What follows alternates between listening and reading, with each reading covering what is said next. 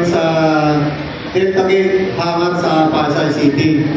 Isinakay po namin sa Lexus na itim na plate number FFX 8886.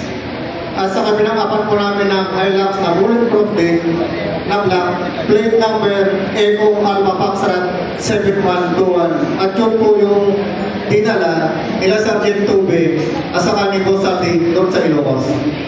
Doon sa sinasabing dinala mong maleta, natatandaan mo ba kung sino-sino ang kasama mo na nagtanga nito? Yes sir, ang driver po namin noon ay dati po kasama na si driver Nelson Paira. At saka yung backup po, si Ronnie Sevilla po. Hindi ko matanggal po sila nung nakaupo sa backup.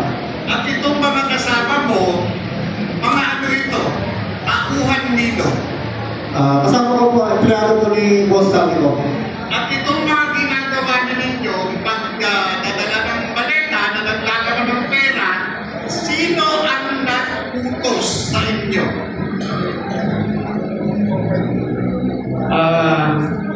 Sir, ako yung kasama ni Kong Sandy na nagdala doon sa Ilocos Norte sa Paway. Ulitin ko yung tanong, sino ang nag-utos sa pagdadala ng maleta? Si Kong Sandy, sir.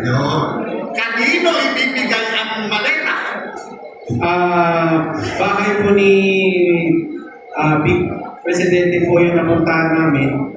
Pero ang nag-receive po ng pera doon ay si Sandro. Pero after nung gabi, nag-dinner po sila ni Kong Sandy with BBM and First Lady. Nabanggit nyo kanina, from Horizon, dinala nyo sa hanggang, tama? Yes po, tama sir. Ilang maleta ang dala ninyo?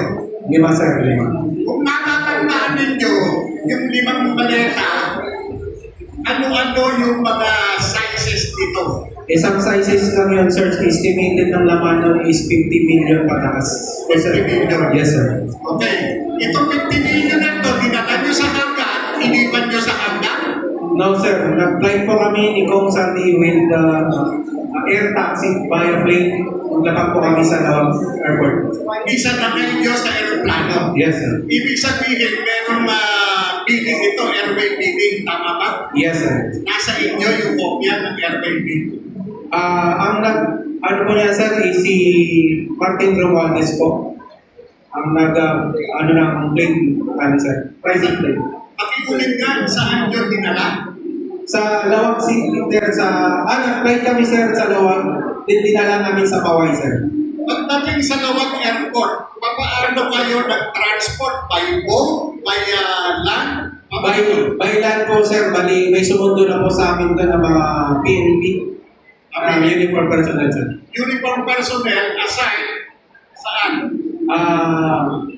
Aside po ni President Marcos. Ano ito? Mga PSPG? Provincial? Sir, kasi nakita ko may SWAT na, sir. Naka-SWAT sa akin. Yung mismong tumanggap, yung mismong kasama nyo na sumalubog sa inyo, ano ito? Anong unit? Kung alam ninyo, ha? May SWAT, sir, at saka local PNP siguro. I think PSPG, sir. Okay, so pagdating to, pagmula nyo sa airport, dumiretso kayo sa? Kapag dumiretso? Sa bahay ni, sir, Bongbong Marcos, sir. Sa bahay ni Bongbong Marcos. Yes, sir. Papaano nyo nalaman bahay ni Bongbong Marcos? Binanggit po na sa akin ni Kong Sandy, pupunta ko kami sa bahay nila, sir.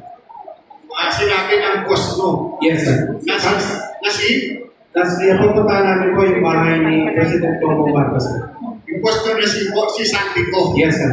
Okay, pagdating doon sa bahay, sino ang sumalubog? At sino ang tumanggap ng dalaling yung maleta? Ang sumalubong sa amin, sir, ay si Kong Sandro. Siya po yung nag-receive. Actually, may picture kami niya, sir. Sino itong Sandro na ito na sumalubog? Na tumanggap ng maleta na naglalaman ng pera? Sino itong Sandro na ito? Congressman Sandro Marcos po, anak po ni President Bongbong Marcos.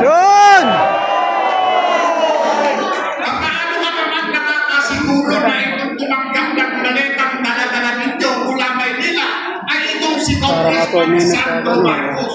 Sir, may picture po kami ni Kong Sandro po sa iPhone. Yun, sir!